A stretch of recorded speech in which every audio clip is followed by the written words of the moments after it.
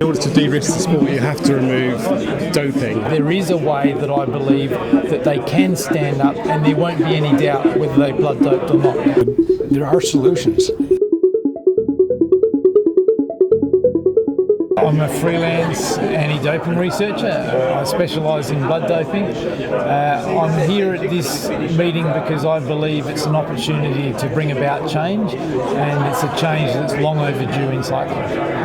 I'm just shocked that after what was just happened the last 2 months, 3 months, and then the reaction from the UCI was despicable to me, that even more people more people who actually race their bikes. That's what I would hope, is that people, if there's not change at the UCI, and people, the average rider doesn't quite understand what's going on, but I do, and I believe that the sport will never change in the positive way that we all want, as long as the people who, were running the sport for the last 20 years continue. I think it's really difficult because all that the riders can do is use the same explanations and justifications that unfortunately Lance Armstrong used for years, and the unfortunate reality is that people are going to be cynical when they hear that. Now, I understand and I feel for the riders, because what else can they do?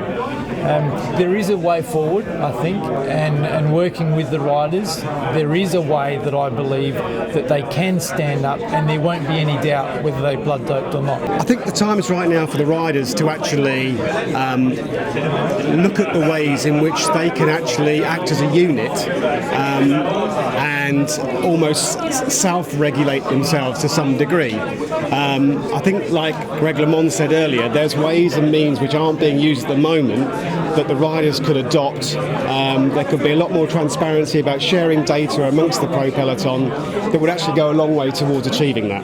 That's what we're trying to propose. We can. I proposed this at the Tour in 2007, and I believe,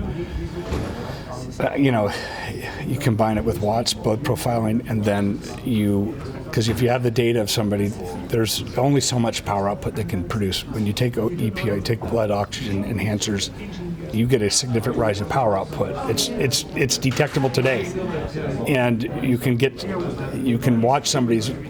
I've tested VO2 max since I was very young. I've used a watt measuring device since '93, and even at 47, I got close to my old power output, a lot heavier. The physiology doesn't change that much, and that you can record best efforts, and you can look at blood profiles, and you can see that there's doping or not doping. And I think that Michael Ashen, and then there's some people and Antoine Veyer, there's some other people that we want to pull in that there are solutions. There's never been a real will to change, and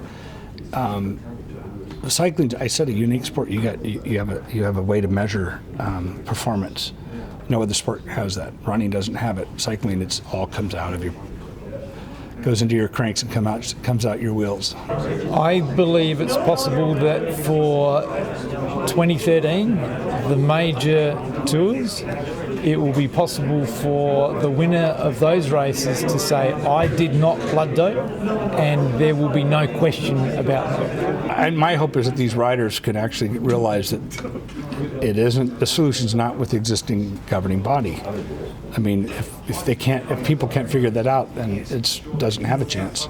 It's not about just winning, It's actually it's not about putting pressure on people to win. It's about allowing the guys to do what they do best, and that is to try and achieve at the best of their ability.